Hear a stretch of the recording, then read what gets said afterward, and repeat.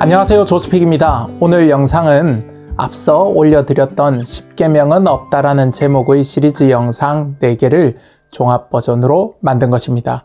4개 영상을 올리고 많은 분들이 보시고 10계명에 대한 새로운 사실을 알게 되었다고 많은 분들이 감사하는 마음을 전해 오시기도 했고, 그리고 감동을 많이 받았다는 말씀도 전해 왔습니다. 그런데 오히려 매우 강한 불편한 감정을 표현하시는 분들도 많이 계셨습니다. 목회 현장에 계시는 분들 중에서도 너무 고맙다, 은혜된다, 맞다, 내가 놓쳤던 것들이 이런 것이네, 이렇게 하시는 고수 목사님들도 계신 반면에 말 같지도 않은 이야기를 한다, 10계명이 없다는 것이 말이 되냐 하시는 조금 이해력이 부족한 목사님들도 있었습니다. 이걸 이해 못하는 목사님들 몇몇 분들을 보면서 목사들도 이 지경인데 일반 성도들은 오죽하겠냐 하는 생각을 많이 하게 되었습니다. 그런 분들, 특히 이 난독증, 문해력이 낮은 분들을 위해서 오늘 인트로에서 간단한 보충 설명을 드리고 본편 풀버전을 시작하고자 합니다. 몇몇 이해를 못하시는 분들이 10계명이 성경에 있는데 없다는 게 무슨 말이냐, 이런 말씀들을 하시는데요. 곧 보시게 될 이 영상은 여러분들이 아시는 10계명, 그러니까 출애굽기 20장에 등장하고 또 출애굽기와 신명기 본문 곳곳에 흩어져 있는 여러분들이 10계명으로 알고 있는 그것과 관련한 그 성구들이 성경에 존재하지 않는다는 그런 의미가 아닙니다. 개신교의 교리, 신학, 교회 헌법으로서 존재하는 그 10계명이 교리적, 신학적, 교회 헌법적으로 해석되어지는 그 10계명이 성경에는 교리적, 신학적, 교회 헌법적으로 존재하지 않는다는 것입니다. 조금 어렵게 들리실 텐데요. 뒤에 따라오시면 충분히 이해하실 수 있는 내용입니다.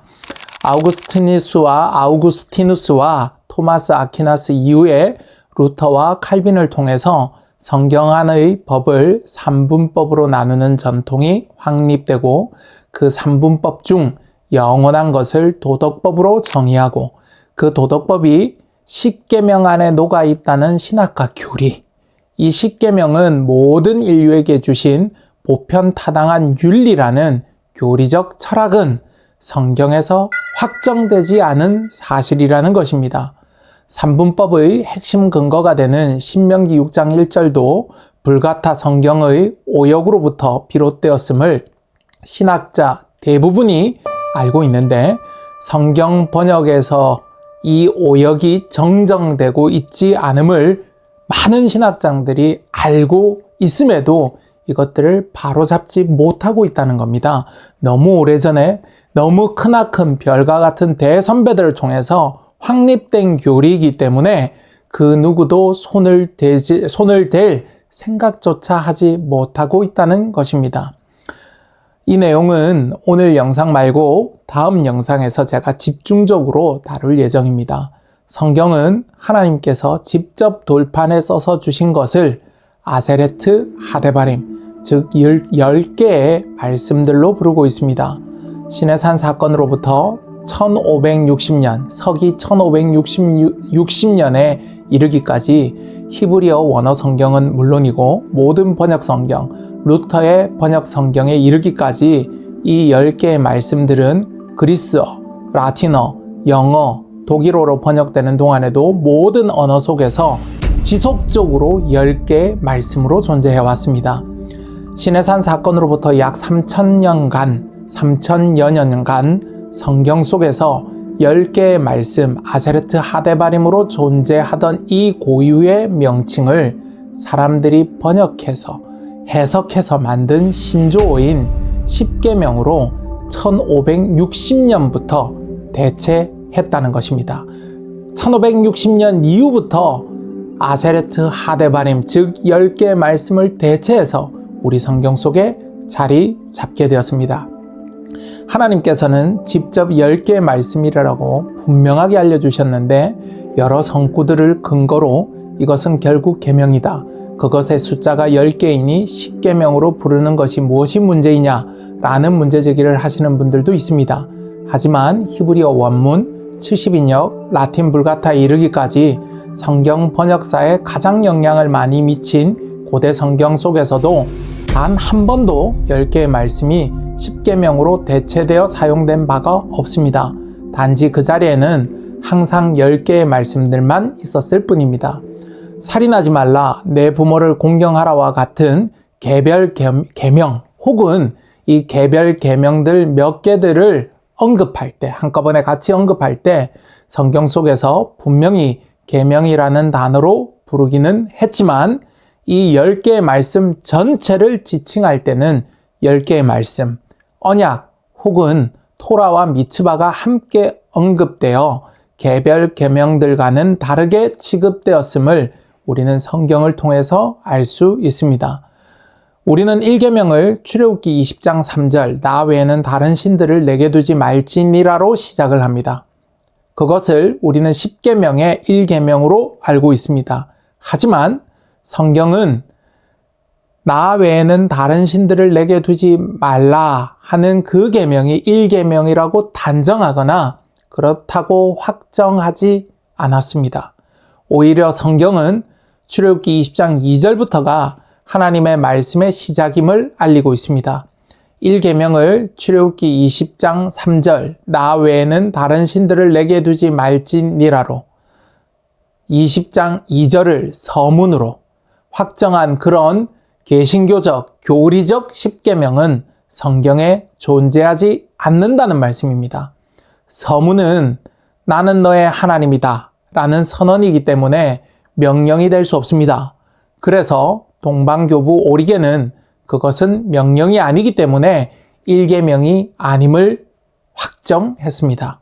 하지만 우리는 언약적 관점에서 나는 너의 하나님이다라는 선언이 첫 번째 명령이나 계명으로 부르기에는 어색할 수 있는 내용이지만 언약으로서 첫 번째 말씀이 되기에는 가장 확실하고 정확한 성구라는 사실을 알아야 한다는 것입니다. 출애굽기 20장 3절부터는 모두 명령적 속성이 분명히 존재합니다.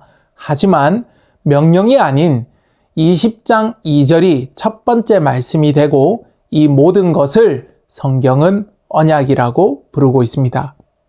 그리고 하나님께서는 이 돌판에 친히 써서 주신 내용을 직접 그분의 말씀으로 그 이름을 알려주셨습니다. 그 이름이 바로 10개의 말씀 아세레트 하데바림입니다. 십계명이라는 단어는 사람의 해석가, 번역가, 철학가, 신학이 만든 신조어입니다. 따라서 그 십계명 안에는 아세레트 하데바림보다 훨씬 많은 교리적 해석, 그리고 신학적 해석, 그리고 철학과 사상과 인간에 강조하고자 하는 것들이 투영되어 있습니다. 그런 의미에서 십계명은 성경에 존재하지 않는다는 것입니다. 오늘 이 영상 말고 몇 차례 더 올라갈 영상들에서는 이 아세레트 하데바림이 어떻게 교묘하게 십계명으로 대체되었는지를 성경 번역사적으로, 교회사적으로 여러분들에게 선명하게 부정할 수 없도록 보여드리겠습니다. 오늘은 십계명이 없다라는 당돌한 제목의 영상, 대한예수교 장로회뿐만 아니라 개신교가 가지고 있는 십계명은 오류라는 제목의 영상으로 여러분들에게 첫 번째 문제 제기를 하는 내용이라고 생각해 주시면 감사하겠습니다. 영상 이제 시작합니다.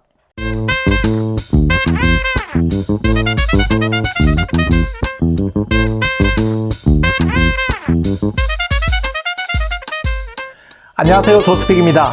오늘 제목이 굉장히 충격적이시죠? 듣기에 따라 다르게 생각하실 수도 있겠지만 본질적으로 십계명을 받은 적이 없다. 십계명이라는 존재 자체가 없다고 생각하실 수도 있는 제목입니다. 네, 맞습니다.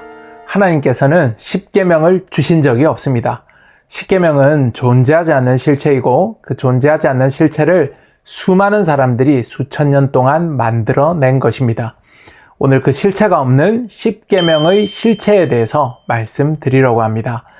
제가 개신교의 십계명과 가톨릭의 십계명이 사실상 동일한 본문의 내용이 똑같다고 했더니 난리가 났었습니다. 댓글창에 제 개인한테 메일도 따라오고 여러 수단과 방법을 가리지 않고 연락이 많이 왔었는데요. 욕도 많이 먹었습니다. 보통 그럴 리가 없다. 가톨릭은 십계명을 조작한 것이 맞다. 개신교는 유대교와 같은 진짜 오리지널 십계명을 사용한다. 그러니 개신교는 정확한 십계명을 사용하는 것이다. 뭐 이런 주장을 아주 강하게 때로는 욕설과 함께 때로는 감정을 실어서 뭐 다양한 방법으로 저에게 감정 표현하시는 분들이 많이 있었습니다. 진짜 안타까운 게요. 이 챗GPT와 같은 AI가 출력하는 잘못된 정보, 인터넷에 떠도는 찌라시 지식들이 사람들을 진짜 망치고 있구나라는 생각을 많이 하게 되었습니다. 온라인에 떠도는 파편들, 제대로 깊이 있는 연구가 되지 않은 내용들로 불필요한 논쟁을 하고 싶지 않아서 가톨릭 십계명의 진짜 문제점과 우상숭배, 성상숭배 문제는 그 진위를 다른 영상에서 별도로 다룰 겁니다. 이 문제는 다음에 이야기하기로 하고요. 오늘 유대교의 십계명과 개신교의 십계명이 똑같다는 것도 실체가 없는, 말이 되지 않는 주장이라는 것에 대해서도 함께 확실하게 설명을 드리도록 하겠습니다. 오늘 영상을 다 보시고 나면 우리가 아는 십계명은 실체가 없고 그 본질이 매우 훼손되었다는 사실을 알게 되실 겁니다. 그리고 우리가 알고 있는 시중에 떠도는 십계명조차도 유대교와 개신교 이 두 사이에도 내용이 각각 다르다는 사실을 확실히 알게 되실 겁니다.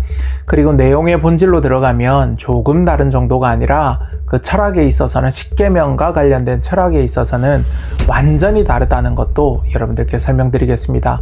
결론은 오늘날의 개신교의 십계명은 조금 직접적으로 얘기하면 사입이다. 개신교의 십계명은 사입이다입니다. 사회에 해악을 끼치는 이단 사입이 뭐 그런 거 말고요. 말뜻 그대로의 사입이 비슷할 사회 안일비, 그러니까 말뜻 그대로 비슷하지만 속은 다르다는 의미에서의 사입이라는 겁니다. 먼저 십계명이 없다는 저의 주장에 대해서 하실 말씀들이 많으시죠. 출애굽기 20장에 분명히 십계명이 나오고 출애굽기 34장에도 나오고 신명기 4장에서도 신명기 5장, 신명기 10장에서도 분명히 나온다고 말씀하시고 싶으시죠. 광야 시절 시내산 이후 이스라엘 백성들은 천막에서 생활을 했습니다. 이스라엘의 중심에는 항상 성막이 있었고 그 성막에는 지성소가 있었고 그 지성소에는 법궤가 놓여 있었습니다. 그 법궤 안에는 모세가 직접 하나님께 받아온, 하나님께서 직접 써서 주신 십계명 돌판이 분명히 들어 있었는데 왜 십계명이 없다고 하느냐라고 묻고 싶으실 거 잘 압니다. 법궤 안에 들어가 있는 돌판에 새겨진 것이 십계명 아니냐? 네, 아닙니다. 그 안에 들어가 있는 두 돌판에 새겨진 것은 십계명이 아니었습니다. 플라톤 철학, 스토아 철학, 헬라 철학하는 사람들이 세상 철학, 세상 학문에 영향받은 사람들이 인위적으로 십계명이 아닌 것을 십계명으로 만들어버린 것이지 그 안에는 결코 십계명이 들어가 있지 않았습니다. 십계명이 아닌데 십계명으로 만들어버렸다고요? 이렇게 질문하고 싶으시죠? 네, 맞습니다. 그게 무슨 말씀이신지 지금부터 확인해 보겠습니다. 그리고 우리에게 한 개인이 가진 신학과, 신학관, 그리고 철학이 얼마나 중요한지, 얼마나 많은 사람들에게 영향을 미치는지, 그리고 잘못된, 한 번 잘못 고정된 철학과 신학은, 그리고 한 번 잘못 고정된 이 교리가 얼마나 수정하기 어려운 것인지도 함께 알아보겠습니다. 이 개역개정 성경 출애굽기 34장 28절, 신명기 4장 14절, 신명기 10장 4절에는 선명하게 십계명이라는 단어가 등장하고 있습니다. 영어 성경 NIV, KJV에서는 모두 10 Commandments로 번역 정통에 따라서 대문자냐 소문자냐 차이 정도가 있을 뿐 모두 일관되게 우리말 십계명에 해당하는 번역을 하고 있습니다. 한글 성경, 영어 성경 모두 십계명이 있는데 무슨 문제냐라고 질문을 하실 수 있습니다. 문제는 원어 성경인 히브리어 성경에는 십계명이라는 말 자체가 존재하지 않는다는 겁니다. 완벽한 오역, 잘못된 번역, 인위적인 번역이라는 것입니다. 그리고 이 십계명이라는 말이 원래는 존재하지 않았었는데 누군가의 철학과 사상에 의해서 오랜 시간 동안 서서히 물들면서 어느 순간 굳어진 잘못된 표현이라는 겁니다. 지금 보시고 계신 말씀이 한국어 성경 개역개정이죠. 영어 성경에서 이 십계명이라는 표현에 나오는 출애굽기 34장, 신명기 4장, 신명기 10장에 해당하는 히브리어 마소라 본문입니다. 이 본문에서 십계명으로 번역된 히브리어 표현은 이 아세레트 하데바림이라는 말입니다. 정확하게 번역하면 10개 말씀드립니다. 이 하데바림의 단수형은 다바르인데요. 이 다바르는 원뜻이 말한 내용이라는 뜻입니다. 확장된 뜻도 말한 내용, 선언, 일이나 어떤 사태, 주제나 약속, 선포, 언약의 조항 정도까지 확장되기는 합니다만은 원뜻이 결코 계명은 아닙니다. 그러면 히브리어로 계명은 무엇이냐? 바로 이 미츠바라는 단어입니다. 국어 대사전에 나오는 계명의 의미가 종교에서 반드시 지켜야 할 조건이라는 뜻인데요. 이 의미에 딱 들어맞는 단어가 바로 영어로는 commandment, 히브리어로는 미츠바인 것입니다. 다른 범주의 단어도 한번 떠올려 볼 수 있는데요. 넓은 의미에서 하나님의 가르침, 율법, 이 좁은 의미에서는 모세오경으로 번역될 수 있는 단어가 바로 토라라는 단어입니다. 하나님께서 성경을 주시면서 그것도 1.1획도 틀리지 않는 성경 말씀을 주시면서 하나님의 의도대로 정확한 단어로 정확한 의미를 표현하시지 않았겠습니까? 하나님 정확하신 분이시지 않습니까? 당연하죠. 이건 아주 기본적인 상식입니다. 율법이라는 단어가 필요한 곳에는 토라로, 계명이라는 의미가 필요한 곳에는 미츠바나 미츠보트로, 그리고 말씀이라는 단어가 필요한 곳에는 다바르나 데바림으로 정확하게 하나님께서는 말씀해 놓으셨습니다. 그런데 하나님께서는 정확하게 뜻을 말씀하셨는데 사람들이 임의로 자의적으로 십계명으로 결코 번역될 수 없는 말씀인 아세르트 하데바림을 10개의 말씀들로 번역해야 하는 것을 십계명으로 바꿔버린 것입니다. 10가지 말씀으로 번역될 것을 십계명으로 번역하면 안 되냐? 일맥상통하고 교회가 전통적으로 그렇게 써왔으면 되는 거 아니냐? 이런 질문을 하실 수가 있습니다. 답변을 드리자면요. 네, 절대로 안 됩니다. 교회의 전통은 하나님의 말씀보다 절대로 우위에 설 수가 없습니다. 가톨릭의 문제점 중에 하나가 성경의 권위와 교회의 권위를 동등하게 둘 때가 많은 것인데요. 어떤 때 보면 성경의 권위보다 이 전통이나 교회의 권위가 우위에 있을 때도 있어 보일 때도 있는 것처럼 보이지 않습니까? 그러면 절대로 안 되는 겁니다. 10가지 말씀과 십계명은 그 근접하는 방법과 신학과 믿음에 있어서 완전히 다른 것을 바라보고 완전히 다른 것을 믿는 것이기 때문에 타협할 수가 없는 범죄의 것입니다. 말씀과 계명은 완전히 다릅니다. 자, 지금부터 우리가 사실 배우지 못했다기보다 교회에서 알려주질 않았죠. 근데 사실 따지고 보면 교회에서 제대로 알려주지 않았다기보다도 목사님들도 잘 모릅니다. 잘 모르시니까 못 알려줬다는 게 맞는 표현이겠습니다. 안 알려준 게 아니라 알려줄 수가 없죠. 모르는데 어떻게 알려줍니까? 진짜 십계명을 살펴보면서 십계명의 전통에 대해서, 십계명의 진짜 의미에 대해서 한번 알아보겠습니다. 사실 십계명이라는 단어를 쓰면 잘못된 겁니다. 성경에 십계명은 없습니다. 하지만 저와 여러분들이 십계명이라는 단어에 워낙 익숙하니까 제가 용어를 바로잡으면서 십계명이라는 단어를 병용해서 사용하겠습니다. 지금 보고 계신 것이요, 유대계 전통의 십계명입니다. 흔히 많은 기독교, 특히 개신교인들이 천주교의 십계명은 변개된 십계명이고 개신교의 십계명은 유대교의 십계명과 동일한 십계명을 사용하고 계신 것으로 잘못 알고 계신데요. 유대인들의 십계명을 한번 살펴보겠습니다. 지금 영문 버전을 제가 띄워드렸습니다. 보시고 계신 것과 같이 우리가 쓰는 십계명하고는요, 다릅니다. 먼저 제목부터 하나하나 살펴보겠습니다. 일단 제목이 십계명이 아닙니다. 우리는 한국어로는 십계명, 영어로는 Ten Commandments라고 쓰는데요.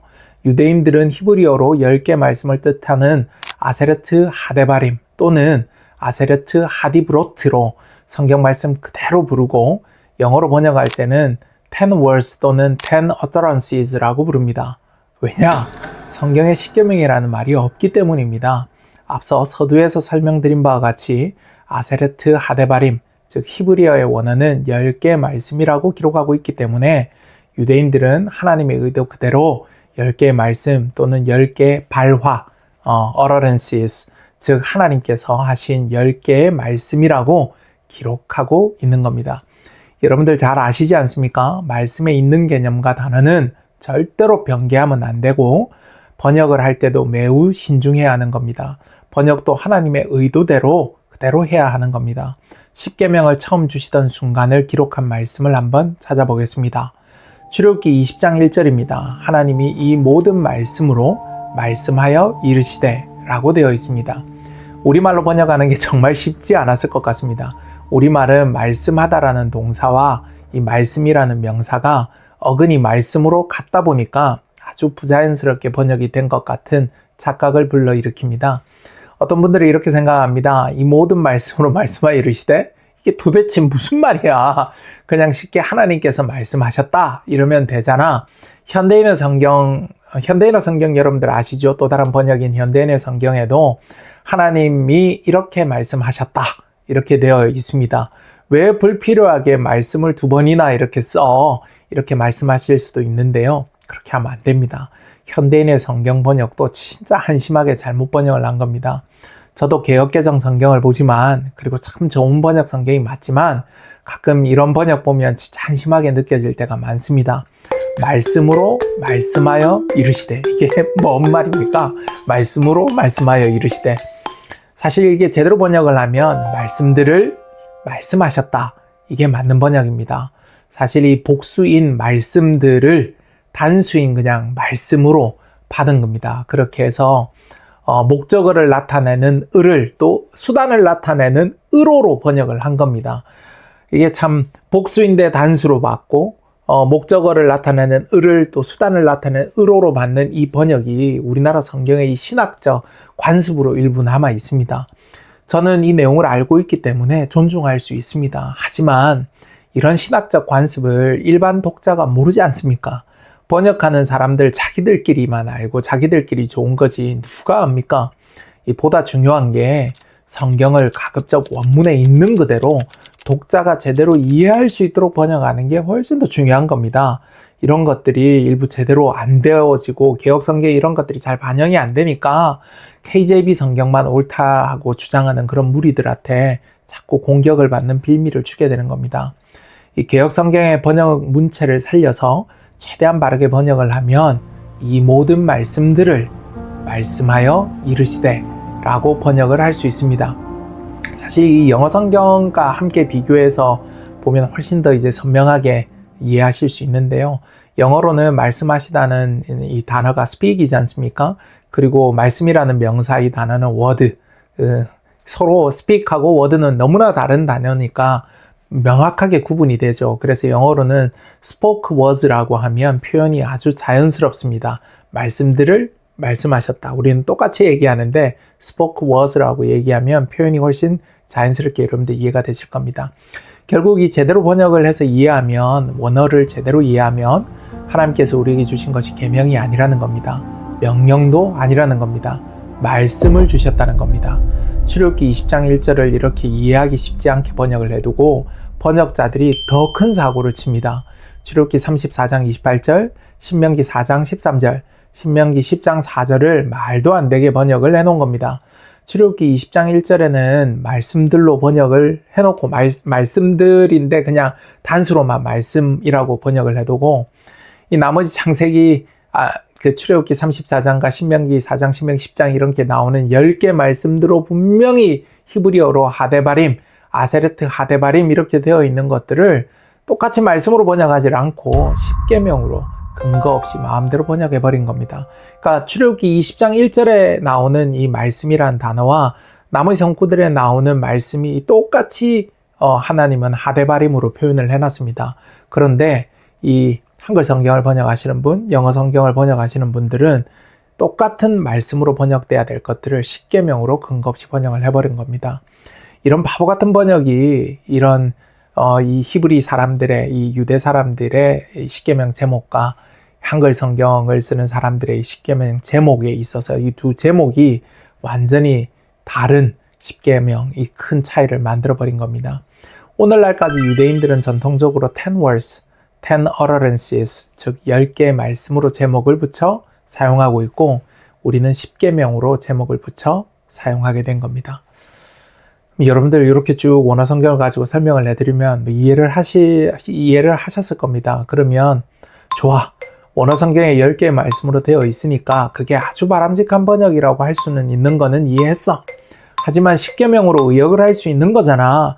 내용은 똑같잖아. 그렇게 말씀하실 분들이 계실 걸 잘 압니다. 아니요, 절대로 그렇게 번역하면 안 됩니다. 이제 제목이 완전히 다르다는 것을 아셨으니까요.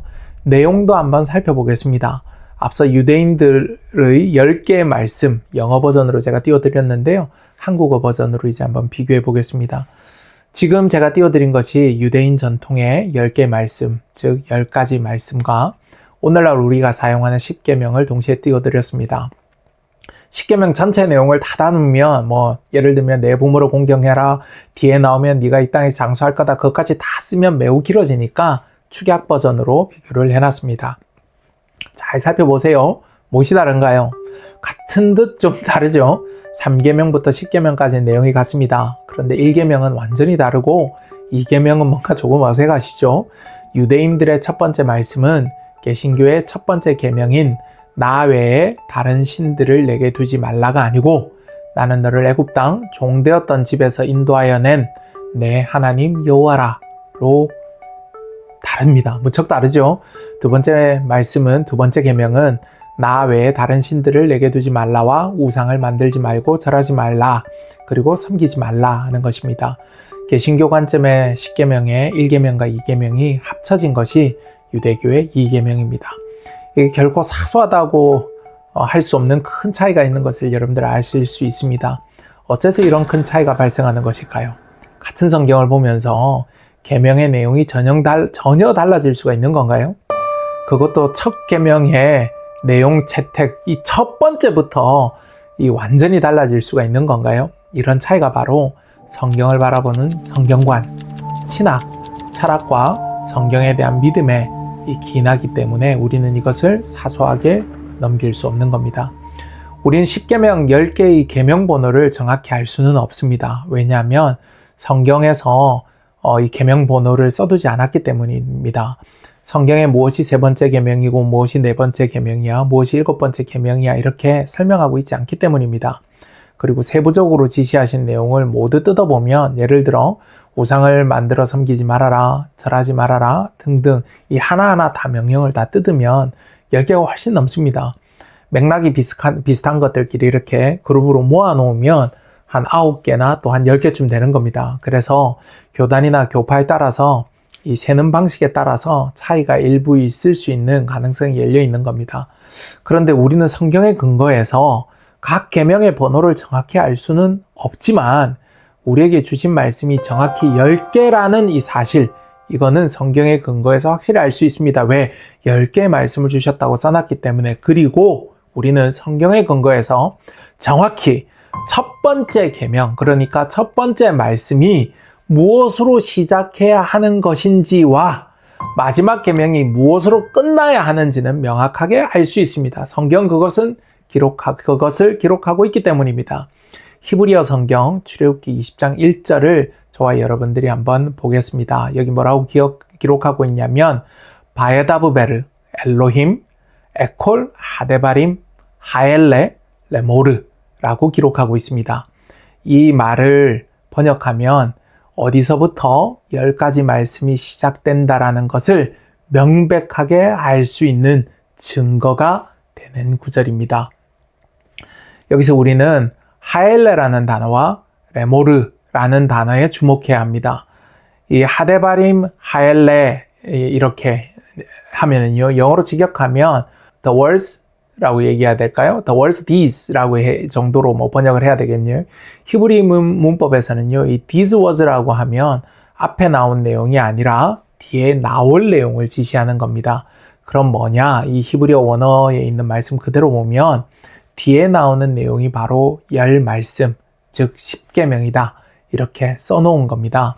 그리고 레모르는 통상 말하여 이르되 라고 번역되는데요. 문법적으로 직접 인용문을 시작하는 신호라고 그냥 생각하시면 됩니다.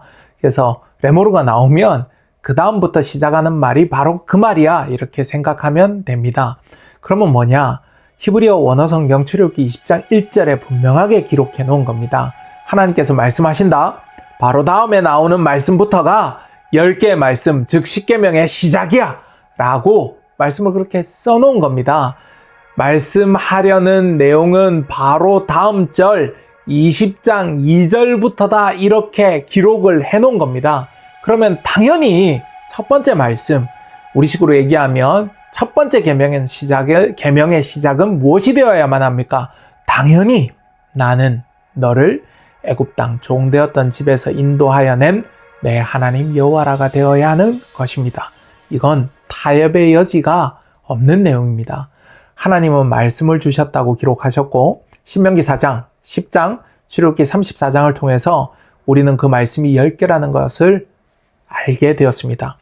그 말씀의 시작은 20장 2절부터이고 끝절은 17절이라는 것은 너무나 명백한 사실입니다. 그런데 우리는 그 10개의 말씀에서 첫 번째 말씀을 제외하고 3절부터 10가지 말씀의 첫 번째 말씀으로 인식하고 17절에서 끝난다고 가르치고 있는 것입니다. 그러면 교회는 그 첫 번째 말씀을 무엇이라고 가르치고 있을까요? 10개의 말씀 중 시작인 진짜 첫 번째 말씀을 첫 번째라고 가르치지 않고 서문이라고 가르치고 있습니다. 지금 보시고 계신 것은 우리나라에서 가장 큰 교단인 대한예수교 장로회 합동총회 헌법 중 대요리 문답입니다.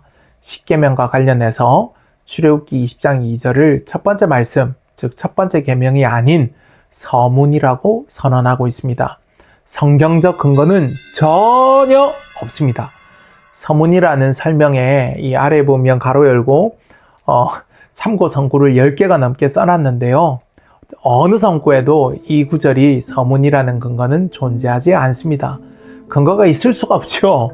성경은 출애굽기 20장 2절부터 말씀이 이 십계명이 시작된다고 선언하고 있는데 감히 자기들 마음대로 서문 취급을 했는데 근거가 있을 수가 없지 않습니까? 대한예수교 장로회뿐만 아니라 대한민국의 모든 개신교 교단이 이 성구를 서문으로 취급한 것은 전혀 성경적 근거가 존재하지 않습니다. 그러면 성경적 근거도 전혀 없는 이러한 십계명 분류를 누가 만든 것일까요? 그 실체를 아시면 더욱 충격을 받으실 겁니다. 예수에는 관심이 전혀 없던, 메시아에게도 큰 관심이 없던 플라톤주의자였던 철학자 하나에 의해서 개신교의 십계명 분류 체계가 만들어지게 됩니다. 예수님을 전혀 모르고 메시아에게는 관심도 없었던 철학자의 의견, 플라톤주의자, 스토아 철학자, 헬레니즘 철학자의 십계명 분류 체계가 개신교의 십계명 분류 체계에 무비판적으로 수용된 것입니다. 우리가 오늘날 사용하는, 흔히 개신교에서 사용하는 십계명은 알렉산드리아의 필론으로 알려져 있는 디아스포라 유대인 철학자의 분류 체계를 따르고 있습니다. 조금 더 상세하게 설명하시는 분들은 필론과 오리겐의 체계를 따른다 이렇게 말씀하시기도 하는데요. 오늘날 개신교가 필론의 십계명 체계를 따른다고 하니까 일부는 필론을 이 대단한 기독교 신학자라고 생각하십니다. 이 필론은 기독교 신학자가 아니고 철학자입니다. 디아스포라 유대 철학자로 이해하는 것이 가장 정확하게 이해하는 건데요. 필론이 기독교사에 미친 영향력이 정말 엄청납니다. 상세히 설명하자면 필론의 사상만 가지고도 한 달 내내 강의해도 부족합니다. 이 아주 핵심만 요약하자면 그리스 철학과 유대 신학을 통합한 사람, 이 로고스를 중심으로 그리스도의 신성과 중재자 역할을 설명하는 개념적 토대를 마련한 사람, 신의 초월성과 인간의 도덕적 삶에 대한 기독교적 토대를 마련한 사람, 십계명의 분류 체계를 만든 사람 등등 끝도 없이 설명할 수 있는데 설명 하나하나가 다 쉽지 않습니다. 가장 중요한 것은 필론이 성경 해석 방법에 있어서 가장 큰 영향을 미친 사람이라는 것입니다. 성경 해석과 관련한 방법, 이 흔히 알레고리적 해석이라고 불리는 성경 해석 방법론의 효시가 바로 필론입니다. 알레고리 이러면 여러분들 어렵게 여겨지실 텐데요. 그냥 은유다, 비유다 이렇게 생각하시면 쉽습니다.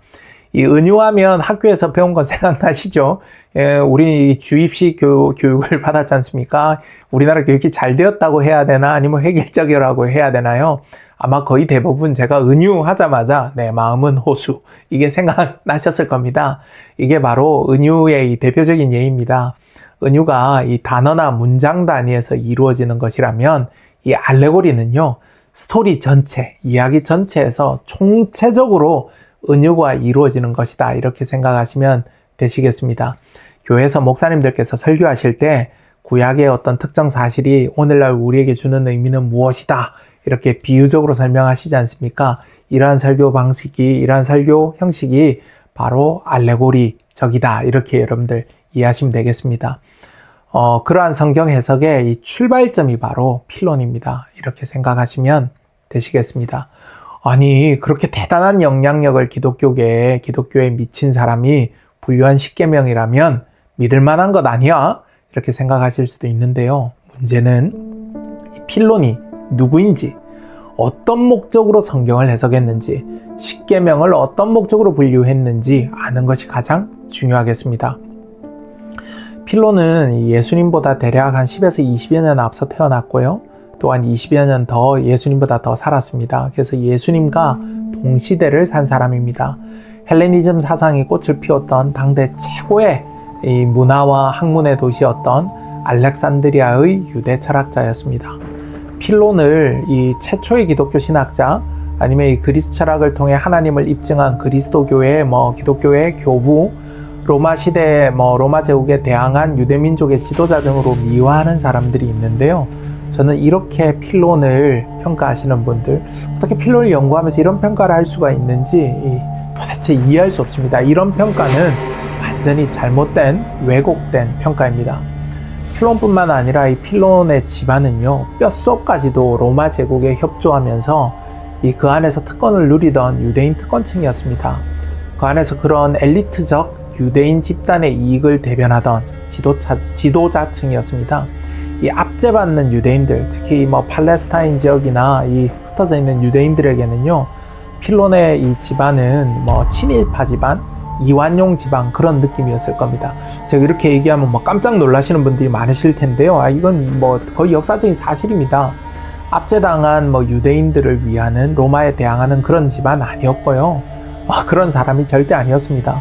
이 필론의 가문은 로마의 봉신왕으로 불리는 유대를 통치했던 이 헤로드 왕과의 엄청난 협력 관계였습니다. 재정적으로도 헤로드 왕가하고 헤로데라고도 얘기하고 성경 헤롯이라고 나오니까요. 헤로드 왕가와 재정적으로 굉장히 긴밀하게 연결되어 있었습니다. 헤로드 왕가와 동거래도 있었고 로마 정부와도 매우 친화적이었습니다. 이 필론의 조카는 성경의 이 디도 장군으로 알려져 있는 티투스, 여러분들 아시죠? 디도 장군. 그 티투스의 유대 정벌 때 예루살렘 성이 함락되는 전투 있지 않습니까? 그 전투에 티투스를 보좌하는 지휘관으로 참가했었습니다. 그러니까 이게 필론의 조카로 인해서 유대 멸망, 이 예루살렘 파괴, 이 한몫을 한 겁니다. 무슨 압제받는 유대인을 대변하는 민족 지도자입니까? 말도 안 되는 관점이고요. 이 사람은 철저히 알렉산드리아의 유대인 엘리트 집단 중에서도 최고위층에 위치한 사람이었습니다. 그의 온 가족도 유대에 친화적이었고 예루살렘 멸망에도 그 필론의 가문이 기여할 정도였습니다. 그나마 이 필론에게 우리가 긍정적으로 평가할 만한 것이 필론이 유대인으로서 자기 나름의 정체성을 유지하려고 노력했다는 것입니다. 이 문제는 유대인으로서 정체성, 신앙적인 정체성을 이 헬레니즘의 언어, 그러니까 플라톤 철학과 스토아 철학으로 설명하는데 평생을 바쳤다는 것이 문제입니다. 어려우시죠? 유대의 정체성을 플라톤의 언어로 설명했다 하는 게 어려우실 텐데 듣다 보면 이해가 저절로 되실 겁니다. 이 유대인으로서의 정체성도 지키고 싶어 했지만 유대교의 내용이 이 플라톤의 언어로 설명될 수 있다고, 그보다 설명될 수 있다기보다 그래야만 한다고 믿었던 사람입니다. 이 알렉산드리아는 이 굉장한 지식의 도시지 않습니까? 알렉산드리아라는 지식의 도시가 플라톤주의나 이 스토아 학파 등 헬레니즘 철학이 번성한 도시였기 때문에 어릴 때부터 필론은 이것을 배우고 듣고 자란 지식인이었기 때문에 이 사람에게 유대교를 헬라의 철학, 헬라의 언어로 설명하는 것은 어떻게 보면 숙명 같은 거였습니다. 문제는 이 이교도들, 즉 로마인들, 헬라 철학을 하는 사람들에게 이것을 그들의 귀에 듣기에 불편하지 않도록 해석했다는 것이 바로 문제인 겁니다. 알렉산드리아의 헬레니즘 문화, 이성을 중시하는 사람들 입장에서 이 성경은 너무 웃긴 이야기지 않습니까? 하나님이 말씀으로 세상을 창조하셨다. 이게 헬라 사람들 입장에서는 아니 무슨 말씀으로 천지를 뚝딱 이렇게 창조하셔 이게 말이 되지 않죠. 근데 더 기가 막힌 얘기가 성경은 펼쳐지지 않습니까? 흙으로 인간을 만들었다. 에덴 동산이 있었다. 40일 동안 주야로 비가 와서 홍수가 났는데 방주를 타고 난 사람은 살아남았다. 등등 이런 구약의 말씀이 이 알렉산드리아 사람들한테는요. 말 같지도 않은 이야기로 여겨졌을 거라는 겁니다. 사실 실제 그랬었습니다. 그런데 이 정통 유대인들, 진짜 유대인들이 예수님 오기 전부터 로마의 압자에 있을 때 뭐 이방의 핍박을 받을 때 이 정통 유대인들의 택한 길이 뭐냐면요. 맞다. 하나님께서 말씀으로 천지를 창조하셨다. 흙으로 사람을 만드셨다. 사실이다. 에덴 동산도 사실이고 주야로 40일간 비가 내린 것도 사실이고 물로 심판하신 것도 사실이고 노아는 방주를 타고 살아남았다. 하나님의 성경에 있는 것을 그대로 사실로 믿어야 된다. 우리는 그대로 믿는다. 이렇게 정통 유대인들은 얘기해 온 겁니다. 결과는 이렇게 믿는다라고 주장하는 사람들의 결과가 무엇이겠습니까? 이 통치 집단인 로마 사람 그리고 이 헬라 철학을 하는 지식인들의 입장에서는요. 유대인들이 너무 웃긴 사람인 겁니다. 비이성적인 사람들이 되는 겁니다. 뭐라고 얘기를 했을까요? 이 로마 사람들이 봤을 때 저런 미련한 것들 이러면서 손가락질을 했을 거 아닙니까? 그래서 필론이 선택한 것이 바로 이 헬라 철학이고 그리고 그의 이 설명 방법이 알레고리입니다. 헬라 사람들한테 이 설명을 하는 겁니다. 예를 들면 이렇습니다. 우리 웃긴 종교 아니야. 우리 유대교 굉장히 합리적인 종교야. 니들 이성을 중요하게 생각하지? 플라톤의 이 완전하고 변하지 않는 진리 이데아 알잖아. 이데아. 우리가 믿는 하나님은 그런 존재야. 플라톤의 동굴 비유 알지? 동굴 안에 비치는 그림자는 실체가 아니고 현상계에 나타나는 현상일 뿐이잖아. 이 그림자를 보지 마. 이 실체, 이 이데아. 이 실체는 이데아잖아. 이게 중요하다는 사실을 니들 알고 있지? 이 필론은 유명한 플라톤주의자인데요. 지금 보시고 계신 그림은 플라톤의 동굴 알레고리. 이 동굴의 비유로 알려져 있는 대형박물관에 소장되어져 있는 굉장히 유명한 그림입니다. 이 동굴의 안쪽 벽 뒤에 있는 사람들 보이시죠? 제가 좀 확대해 보여드릴게요. 벽 뒤편에 있는 사람들은 늘 그림자만 보고 있는 겁니다. 동굴 밖으로 나가는 사람들도 여러분들 이제 보이시죠? 처음에는 이 사람들은 이 눈이 부셔가지고 태양이 탁 비치니까 눈이 부셔가지고 고통을 받지만 점차 외부 세계의 진짜 사물을 보기 시작합니다. 태양을 보고 태양이 진리와 지식의 근원임을 알게 되고 그림자가 아닌 실제 사물을 볼 수 있게 되는 겁니다. 이 가운데 벽, 이 바로 뒤에 있는 사람에게 뭔가 설명을 하려고 하는 듯한 벽 바깥쪽과 벽 안쪽의 경계에 있는 사람이 여러분들 보이시죠? 이 사람이 실체를 보고 돌아와서는 진짜 현실을 동굴 사람들에게 설명하려고 노력하고 있는 모습입니다. 그림자가 진짜 현실이라고 믿고 있는 사람들에게 그림자는 진짜 현실이 아니다. 진짜 현실은 저 태양이 있는 저곳에 있다. 그 사람들이 인식을 이제 바꿔보려고 설명을 하고 있는데요. 이 동굴 안에 있는 사람들은 그림자가 진짜 현실이라고 생각을 하고 있기 때문에 자신들의 인식을 안 바꿉니다. 그래서 이 비유를 통해서 플라톤은 진리의 발견 그리고 교육의 중요성, 자유롭게 사고하는 능력을 매우 강조했었습니다. 이 플라톤주의자였던 필론이 바로 이런 사고를 한 겁니다. 성경의 문자 그대로는 현상세계의 형식일 뿐이야. 이건 불완전한 거야. 진짜 실체가 여기에 따로 있어. 니들 이데아 알잖아. 이런 접근을 필론이 한 겁니다. 정통 유대 신앙은 문자 그대로 사람을 흙으로 만드셨다. 이렇게 믿는데 필론은 그렇게 말하면 헬라 사람들이 비웃는다는 걸 안 겁니다. 어쩌면 스스로도 비웃었을지도 모릅니다. 그렇게 믿으면 안 돼. 이렇게 생각을 필론은 한 것 같습니다. 필론은 흙을 문자 그대로 물리적인 흙으로 보면 안 되지. 이건 문자 그대로의 흙이 아니야. 물질적이고 감각적인 부분을 창조했다는 것에 대한 상징이야. 그러니까 알레고리라는 겁니다. 흙으로 빚었다는 것은 인간의 물질적인 부분을 설명하기 위한 은유다. 즉 흙이라는 문자에 매일 필요는 없고 흙은 알레고리적인 해석이 필요하고 필멸적인 존재, 반드시 죽음을 맞이하는 이 한계를 가진 육체라는 것을 상징하는 것이 더 핵심이다. 이런 식으로 설명을 한 겁니다. 문제는 뭐냐? 이런 식으로 헬라 철학의 언어로, 플라톤의 언어로, 스토아 철학의 언어로 알레고리적으로 성경을 해석하면 성경이 그럴싸하게 설명은 됩니다. 그런데 문자 그대로의 사실, 있는 그대로의 성경의 내용은 희석이 되거나 거부가 되거나 희미해지는 겁니다.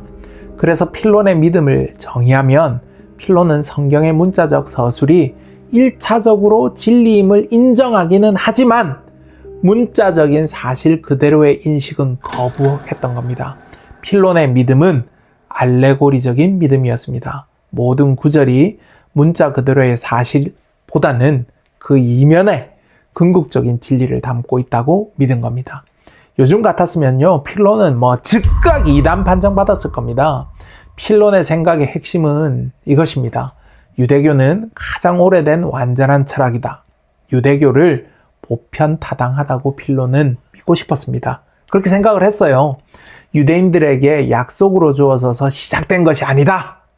왜냐하면 유대인들에게만 약속으로 주어진 것이면 보편타당할 수가 없지 않습니까? 그래서 필론은 유대교가 우주 전체를 관통하는 영원한 이성인 로고스의 원리를 담고 있기 때문에 성경의 진리는 플라톤 철학의 진리와 맥락적으로 일치한다고 이해하고 있었습니다. 이런 논리가 어째 들으면 철학적인 관점에서는 그럴싸하긴 한데요. 언약적 관점에서 아브라함을 통해서 약속된 씨 언약, 다윗 왕가에 오실 메시아적 사상으로 바라보면요, 말도 안 되는 진짜 불신적인 논리인 겁니다. 그러다 보니 필론의 저작에는 예수 그리스도에 대한 언급은 전혀 없고 메시아에 대해서도 관심이 거의 없었습니다. 필론이 생각하는 메시아도 초월적이고 철학화된 보편적 지혜, 그러니까 로고스적인 구원자에 가깝습니다. 정통 유대교가 생각하는 아브라함의 씨를 통해서, 혈통을 통해서 오는 다윗 왕가에서 나는 그런 메시아, 이런 사상은 필론은 공유 안 합니다. 서로 공유할 이 접점 자체가 존재하지 않습니다. 이런 헬레니즘적인 사고를 가진, 유대교의 보편성을 중심에 둔 사고를 한 필론이 십계명의 분류체계를 만들었고, 이 필론의 십계명 분류체계가 초대교회에 수용되고 그 전통이 오늘날 개신교회까지 남아있는 겁니다. 지금 보시는 것이 십계명과 관련한 필론의 저작인데요. 특히 이 십계명과 관련한 내용이 필론의 그리스어 원문과 영어 번역본으로 함께 제공이 되는 하버드 출판사에서 발간한 필로의 저작 번역 중 아주 권위 있는 책입니다. 제가 떼어드린 이 책이요. 서문 포함해서 약 한 650페이지 정도 되는 책인데요. 이번 내용 준비하면서 예전에 읽었던 책인데도 다시 한번 읽으면서 정말 힘들었습니다. 여러분들 읽어보시는 것은 절대로 추천하지는 않습니다. 이 필론의 저서에서 드러나는 이 필론의 십계명에 대한 인식은 분명합니다. 평소 그가 가지고 있던 헬레니즘의 언어로, 플라톤의 언어로 유대교를 보편적인 진리로 설명하려는 의도가 그대로 담겨 있습니다. 필론의 십계명에 대한 인식은요, 그의 저작 전반, 그의 책 전반을 통해서 반복적으로 드러나는데요. 필론의 십계명에 대한 일관된 입장은 십계명은 율법이다. 모든 율법, 그러니까 이 법의 요약이다. 이렇게 십계명을 정의했습니다.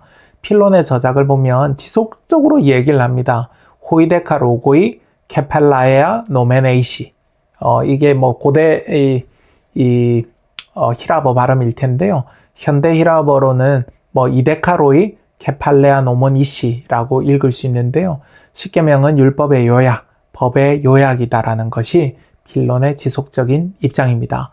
플라톤의 언어로, 헬라 철학의 언어로 유대교의 보편성을 설명하고자 했던 필론은 모든 사람들이 지켜야 하는 보편타당한 법의 요약으로 십계명을 설명하고자 했던 겁니다.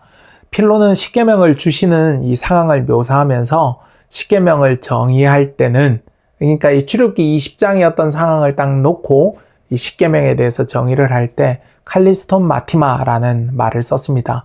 우리말로 번역하면 가장 훌륭한 교훈이라는 의미입니다. 그러니까 이 필론의 이 머릿속, 필론의 저작 전체를 통해서 필론의 생각들을 우리가 쫓아가 보면요, 십계명을 설명하면서 사용한 단어는 의무, 종교적 명령, 계명 이런 단어들입니다. 필론의 생각 속에서 십계명은 뭐냐? 모든 사람에게 주시는 보편타당한 법의 요약, 율법의 요약, 훌륭한 교훈이라는 것입니다. 이런 필론의 생각은 초대교회 교부였던 오리겐에게도 그대로 수용이 되는데요. 이 오리겐이 필론의 알레고리적 해석을 적극 수용한 사람입니다. 기독교 교리를 대중적으로 설명을 해야 되는데 이 필론의 알레고리가 너무 매력적이었던 겁니다. 이 오리겐한테요. 당시 대중이 납득할 수 있도록 성경을 설명하는데 이 최고의 신학적 수단으로 필론의 알레고리적 해석이 오리겐을 통해서 사용되게 됩니다. 이 필론의 알레고리적 이 방법이 이 오리겐을 통해서 사실은 꽃을 피웁니다. 오리겐이 필론의 십계명과 관련한 입장도 상당 부분 거의 대부분 수용한 것으로 보이는데요. 오리겐의 십계명에 대한 생각이 잘 드러나는 오리겐의 저작이 바로 이 여러분들께 띄워드린 호밀리시스 온 제네시스 앤 엑소더스입니다. 초대교회 교부문헌으로 영문으로 매우 잘 된 번역입니다. 여기서 오리겐은 필론과 거의 같은 입장을 취합니다. 오리겐은 알레고리적 해석으로 애굽에 내려진 10가지 재앙이 바로 십계명을 비유한다고 생각했습니다. 대단한 알레고리죠. 애굽에 내려졌던 10가지 재앙이 바로 십계명을 비유한다라고 생각했던 겁니다. 바로 이런 점이 필론이 오리겐에게 미친 영향입니다. 알레고리. 십계명이 바로 10가지 재앙과 같고 세상을 책망하고 교정하는 하나님의 법이라고 정의를 했습니다. 이 오리겐의 저작 곳곳을 살펴보면요. 오리겐에게 있어서도 십계명은 법이고 하나님의 명령의 말씀이었습니다. 자, 결국 이 개신교의 십계명에 있어서 가장 큰 영향을 미친 필론과 오리겐의 입장을 정리하면 십계명은 법의 핵심, 법의 요약, 하나님의 명령들 이런 겁니다. 이런 속성을 한마디로 대한예수교회 장로회나 현대 개신교식으로 풀면 바로 도덕법이 되는 겁니다. 필론과 오리겐의 십계명에 대한 입장은 자연법이 요약되어 표현된 이 자연법이 요약되어 표현된 게 도덕법입니다. 그래서 필론과 오리겐의 십계명에 대한 입장은 자연법이 요약되어 표현된 도덕법, 인류 모두에게 보편적으로 주어진 도덕법이라는 것입니다. 여러분들 듣기에 따라서 이러실 수 있습니다. 아니 그게 무슨 문제야? 이거 좋은 말 아니야? 십계명이 법이고 명령 맞잖아. 이러실 수도 있습니다. 네, 십계명은 법의 속성, 명령의 속성이 분명히 있습니다. 하지만 십계명을 법이다라고 정의하면 반만 맞는 겁니다. 아니 솔직히 말씀드리면 반도 안 맞는 그런 내용입니다. 십계명을 도덕법으로, 율법의 요약으로, 법으로, 명령의 관점으로 바라보면은요, 진짜 첫 번째 말씀, 즉 첫 번째 계명인 출애굽기 20장 2절이 들어갈 자리가 없어지는 겁니다. 나는 너를 애굽 땅 종되었던 집에서 인도하여 낸 네 하나님 여호와니라. 십계명을 도덕법으로, 율법으로 바라보았던 필론과 오리겐은 아무리 출애굽기 20장 2절을 들여다봐도 이게 율법이나 법이나 도덕법으로 보이지 않았던 겁니다. 당연하죠. 나는 너를 애굽 땅 종되었던 집에서 인도하여 낸 네 하나님 여호와니라가 어떻게 종교적으로 지켜야 될 계명으로 이해가 되었겠습니까? 그래서 출애굽기 20장 2절을 과감하게 하나님께서 자신이 누구인지를 소개하는 소개다라고 빼버리면서 이건 서문이야 이렇게 해버립니다. 그 입장이 대한예수교 장로회뿐만 아니라 개신교의 교리에도 그대로 있습니다. 출애굽기 서문은 하나님이 자신을 드러내고 있는 거다. 첫 번째 계명은 다른 데서 시작돼. 이게 모든 개신교의 입장입니다. 오리겐의 책에서 오리겐의 생각이 잘 드러나는데요. 뭐라고 되어 있느냐? 나는 너의 하나님이다. 라는 이 성구를 봐라. 오리겐이 한 말입니다. 이건 진짜 명령을 한 게 아니잖아. 명령을 하시는 분이 자신이 누구인지를 보여주고 있는 거야. 그러니까 진짜 명령은 너는 나 외에는 다른 신을 네게 두지 말지니라가 진짜 명령이 시작되는 곳이야 라고 설명하고 있는 겁니다. 오리겐이 직접 한 말입니다. 명령이 아니니까 당연히 하나님의 자기 소개라고 봐야 했고, 명령, 그러니까 이게 하지 마라, 해라의 형태로 나오는 첫 번째 말씀이 너는 나 외에는 다른 신들을 네게 두지 말라 이거니까 이것이 십계명의 첫 번째 계명이라는 논리인 겁니다. 언뜻 말이 되는 것 같아 보이지만 말이 전혀 안 되는 논리인 겁니다. 이미 제 영상 전반부를 보셨으면요, 스스로 이제 이해하셨지 않습니까? 이제 결론에 다다르면서 이것이 왜 말이 안 되는 논리인지, 오리겐과 필론이 얼마나 큰 착각을 했는지, 그리고 그 착각이 얼마나 한국 개신교회에 나쁜 영향을 미쳤는지 여러분들께 말씀드리겠습니다. 이 필론과 오리겐, 오늘날의 개신교도 십계명의 율법적 속성, 즉 도덕법으로서 십계명의 기능과 정의에 주목하고 있습니다. 이건 100% 맞습니다. 아까 대한예수의 장로의 교리 제가 띄워드렸지 않습니까? 대한예수의 장로도 이걸 도덕법 이렇게 정의하고 있는 겁니다. 이런 철학을 가지고 십계명을 바라보면 출애굽기 20장 3절부터가 십계명의 첫 계명이 시작이라고 밖에 이해될 수밖에 없습니다. 그러면 하나님의 말씀, 성경은 이 십계명을 도덕법이라고 바라보고 있는 것일까요? 절대로 아닙니다. 전혀 성경적인 근거가 없습니다. 성경은 십계명을 무엇이라고 설명하고 무엇이라고 정의하고 있는지를 저하고 여러분들은 꼭 살펴봐야 되겠습니다. 출애굽기 34장 28절에는요, 10개의 말씀을 언약의 말씀이라고 기록하고 있습니다. 신명기 9장 9절에는 너희와 세우신 언약의 판, 신명기 9장 11절에는 돌판 곧 언약의 판, 신명기 9장 15절에는 언약의 두 돌판이라고 각각 기록하고 있습니다. 성경은 이 10개의 말씀들을 언약이라고 부르고 있는 것입니다. 이 말씀들이 언약이기 때문에 이 언약을 담은 궤를 성경은 언약궤라고 부르고 있습니다. 신명기 10장 8절, 민수기 10장 33절, 여호수아 3장 6절, 6장 6절 등등 수많은 성경 구절들이 언약궤 안에 언약이 담겨 있음을 증거하고 있습니다. 성경은 쉬지 않고 지속해서 온 이스라엘 백성이 하나님으로부터 직접 받은 10개의 말씀이 언약임을 증거하고 있습니다. 히브리어로 기록하고 있다는 걸, 언약이라고 기록하고 있다는 걸 여러분들 분명히 우리는 볼 수 있습니다. 히브리어로 하베르트, 영어로는 The Covenant, 우리말로는 언약이라고 성경은 분명히 기록하고 있습니다.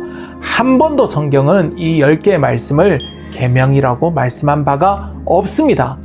하나님과 하나님의 백성 사이에 맺어진 하나님의 언약, 그것이 10가지 말씀, 즉 오늘날 우리가 십계명으로 잘못 부르고 있는 10개의 말씀들의 진짜 정체성인 것입니다. 성경은 이 언약을 하나님께서 직접 돌판에 써주신 것으로 기록하고 있습니다. 그 돌판이 언약을 주신 증거가 되기 때문에 출애굽기 25장 16절에는 그 돌판을 증거판으로 부르고 있고, 증거판이 들어가 있었기에 출애굽기 25장 22절에는 언약궤의 다른 이름이 증거궤임을 말씀하고 있습니다. 한때 우리나라입니다. 물론 외국에서도 그렇기도 했는데요. 한때 필론의 사상에 쩔어 있는 사람들이 언약궤 증거궤를 하나님의 법이 들어가 있다라고 판단을 해서 도덕법이 들어가 있으니까 법궤라고 불렀던 적이 있었습니다. 제가 그래서 이 영상 전반부에 법궤라는 용어를 일부러 사용을 했었는데요. 이 법궤라는 것은요, 성경적 근거가 없는 아주 잘못된 용어입니다. 자, 여러분들은 성경이 10개의 말씀을 언약으로 선포하고 있음을 확인하셨습니다. 도덕법이라는 근거는 성경 어디에도 찾아볼 수가 없습니다. 그것은 필론이 꿈꾸던 헬라 철학으로서의 유대교, 보편적 종교, 보편적 진리가 되기 위해서 필요했던 알렉산드리아의 필론의 언어였습니다. 성경을 알면 10개의 말씀이 언약이라는 것이 확실해집니다. 성경은 10개의 말씀이 언약이라고 분명하게 말씀하고 있습니다. 도덕법으로 혹은 계명으로 보는 것이 얼마나 우스운 이야기인지 여러분들 아셔야 됩니다. 사실 웃긴 정도가 아니라요. 도덕법이요? 계명이요? 이건 블랙 코미디 축에도 못 끼는 진짜 이야기거리로 올리기도 부끄러운 그런 내용들입니다.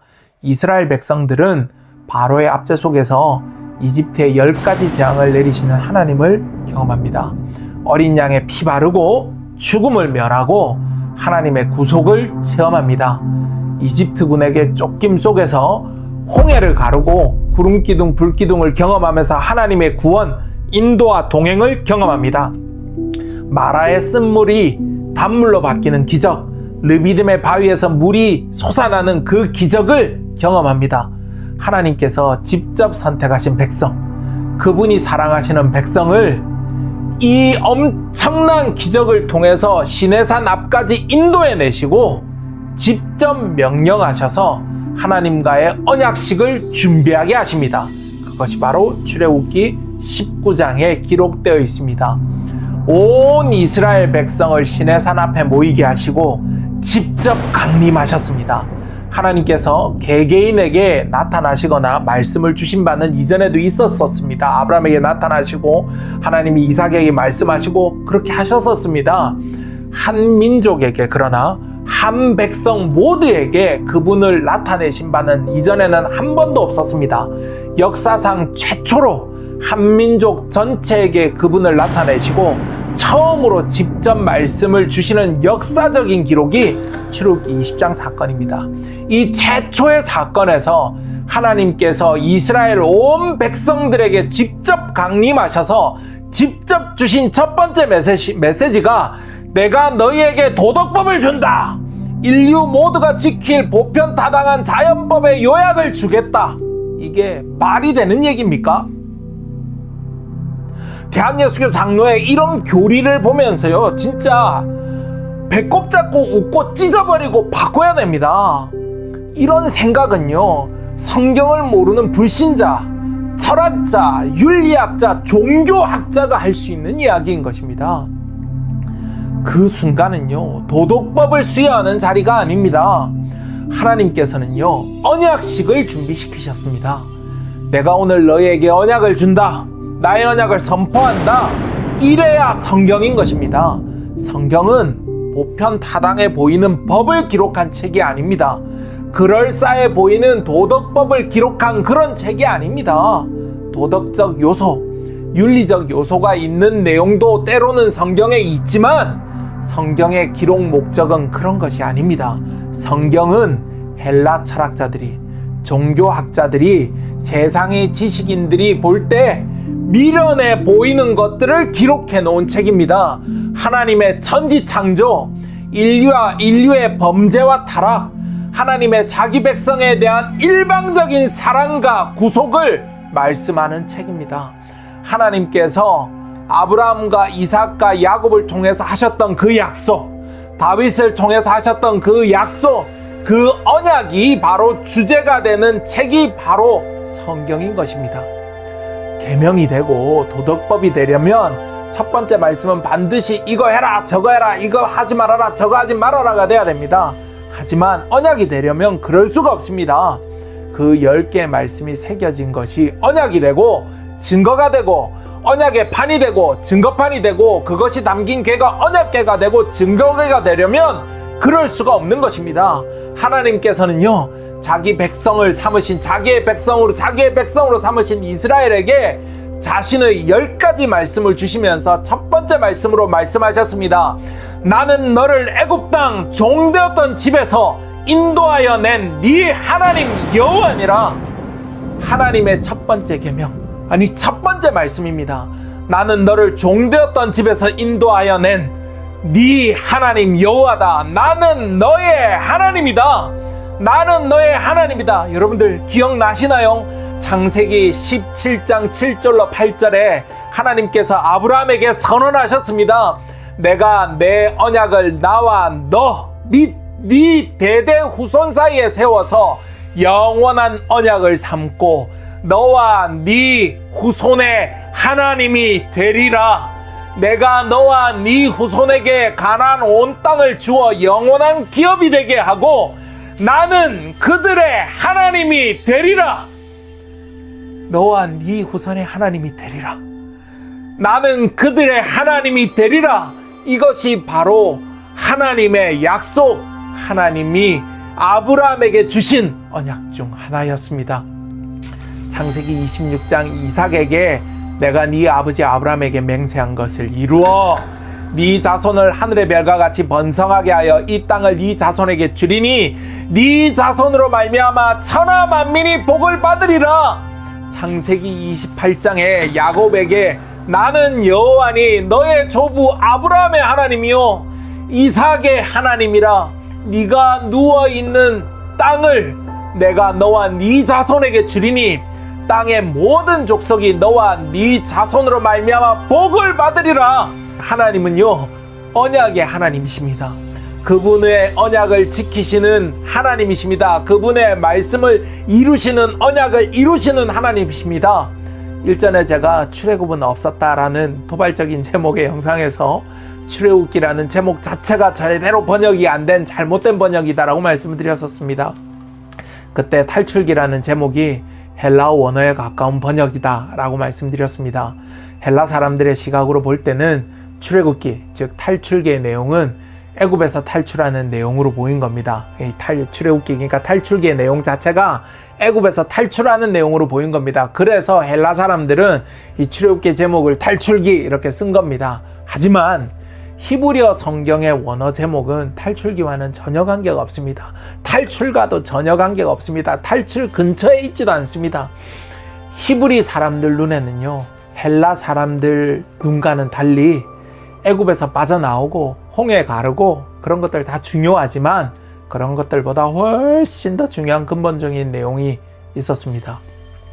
히브리 사람들에게 홍해 가르고 바로 뭐 어떻게 되고 뭐 피 바르고 뭐 재앙 이거 다 중요한데요, 히브리 사람들의 눈에 있어서는 출애굽하는 것보다 더 중요한 게 뭐냐?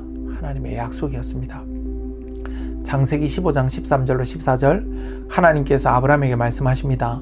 네 자손이 이방에서 객이 되어 그들을 섬기겠고 그들은 400년 동안 네 자손을 괴롭히리니 그들이 섬기는 나라를 내가 징벌할지며 그 후에 네 자손이 큰 재물을 이끌고 나오리라. 애굽에서 빠져나오는 것은요, 아브라함에게 하신 약속대로 될 수밖에 없는 겁니다. 아브라함에게, 이삭에게, 야곱에게 네 후손이 가나안 땅을 차지하리라라고 약속하셨지 않습니까? 출애굽기 2장 24절에 하나님이 이스라엘 백성의 고통 소리를 들으시고 하나님이 아브라함과 이삭과 야곱에게 세운 그의 언약을 기억하셨다고 말씀하시고 있습니다. 25절에 하나님이 그들을 기억하셨다고, 이스라엘 백성을 기억하셨다고 말씀하고 계십니다. 출애굽기의 히브리어의 본디 제목은요, 셰모트라고도 하고 뭐 셰못이라고도 발음하는데요, 이 셰못입니다. 우리말로 이름들이라는 뜻입니다. 출애굽기 1장을 여시면서 이스라엘 아들들의 이름을 기록하고 있습니다. 결국 출애굽기의 히브리 관점에서의 가장 큰 제목, 가장 큰 주제는 무엇이냐? 하나님께서 아브라함과 이삭과 야곱에게 하신 약속을 기억하셨다. 약속대로 이루신다. 아브라함과 이삭과 야곱의 언약을 기억하셨고 이스라엘을 기억하셨다는 겁니다. 하나님께서는 그들의 이름을 잊지 않으셨다는 겁니다. 그들과의 약속을 잊지 않으셨다는 것입니다. 이름을 기억하시는 하나님, 언약을 기억하시고 이루시는 하나님, 약속대로 이루시고 또 약속을 주시는 하나님, 그것이 바로 출애굽기가 히브리 사람들에게 갖는 의미였습니다.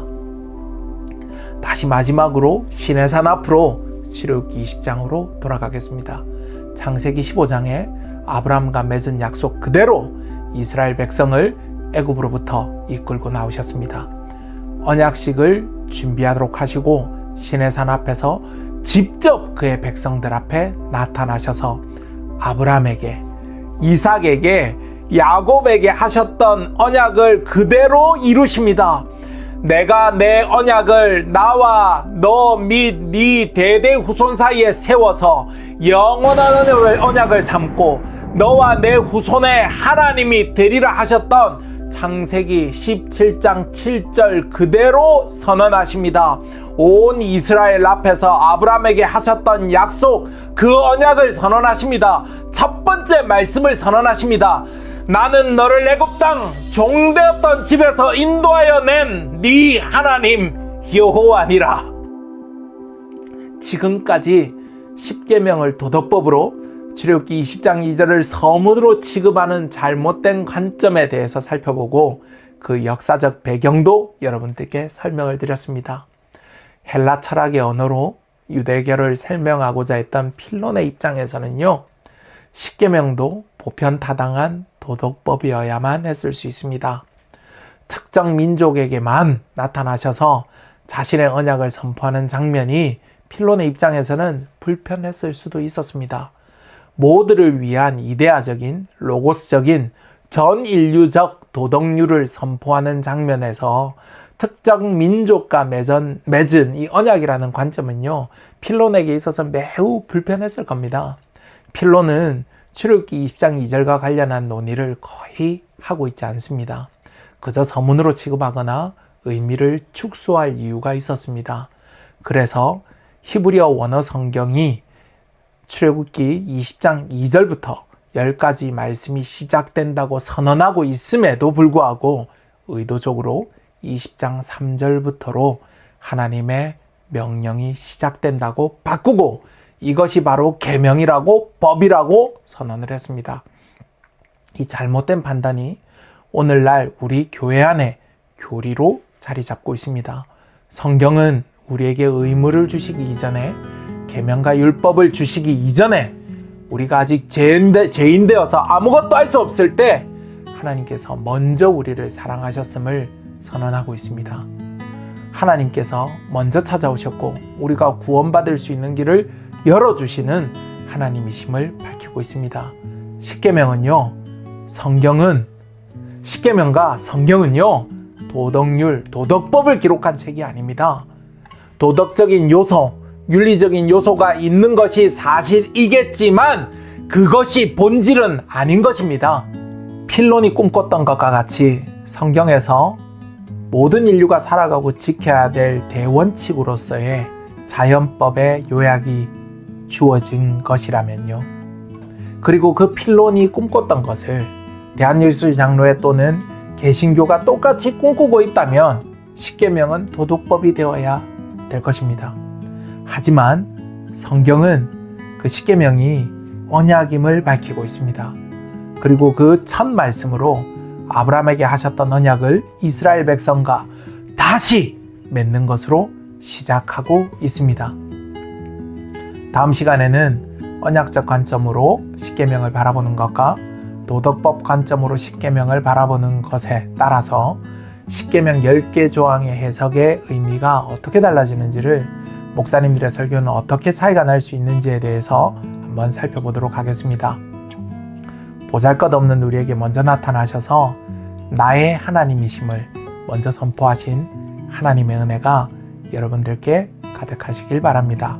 지금까지 조스픽이었습니다. 감사합니다.